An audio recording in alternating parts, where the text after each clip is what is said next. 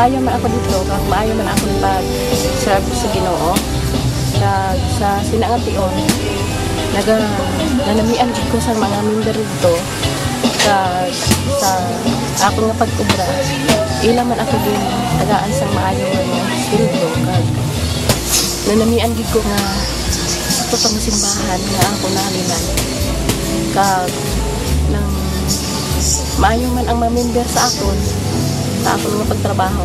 Kag gusto ko magkatani-tani nga mag-serve liwat dito sa itong simbahan. Happy anniversary sa inyong tanan. Ama yung adlaw sa tanan.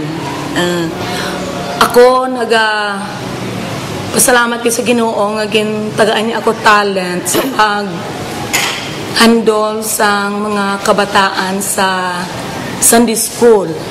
Sa kalawig na nga tunion nga ako ang nagauyat sa Sunday School kag Junior Worship sa kabataan. So ang akon isa kadako gay nga pasalamatan sa Ginoo kay tagaan niya ko sang talent sa tudlo sa mga kabataan, sa paghatag sang story, sa pagtudlo sa ilang kanta. So ang isa gid nga natun-an akon hindi lamang natudloan ko ang mga kabataan kundi sa pagtudlo ko sa ila naka-learn man ako sa mga kamatuoran paagi sa akong nga ginahimo sa akong nga story sa ila. So sa sina nagapasalamat gid ako sa sining iglesia Issue Baptist Church nga nahatag sa akon ang isa ka pribilehiyo nga mangin involved sa buluhaton sa sining iglesia paagi sa Sunday School. Sa liwat nagapasalamat gid ako sa Issue Baptist Church sa mga manupang nga budlay kag sa mga kaotoran sa sining iglesia nga nangin pakamaayo nangin blessing man ang ilang kabuhi sa akon.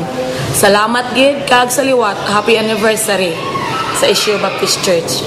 Kabati ako da sang wali nga hindi ako kasimba. Nami mati pamati magugat tapos inspired ko man sa mabatian matandog ka ba kay kisa sa ko onday ko kasimba. Kapanwildo ako kung Domingo kay gusto ko man mosimba te.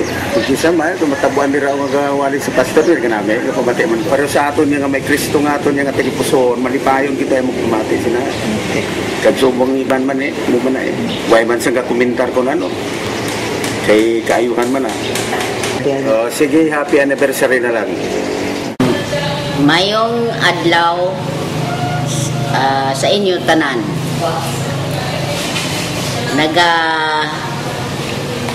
Pasalamat ako nga makahambal ako sa sininga tion about our church.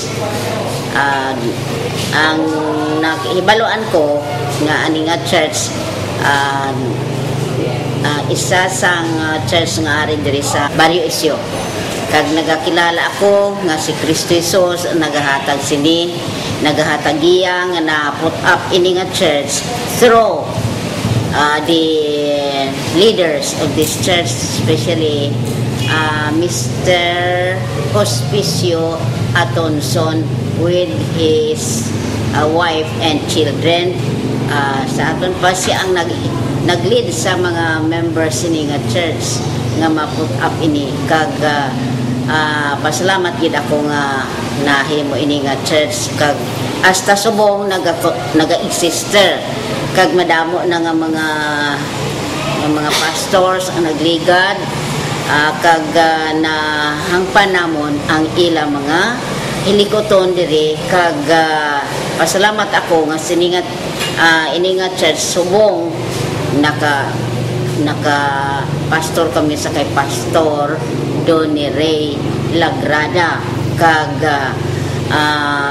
ang member man ang taga diri siya kag member man ang iyang ginikanan sa sininga church kag salamat sa sininga church anniversary ginadayaw ko gid ang Ginoo nga madamo sa amon gyapon nga ari naga-member sini kag nagabulig sa church kag nagapangamuyo sa mga katawhan nga kabay kon tani nga sila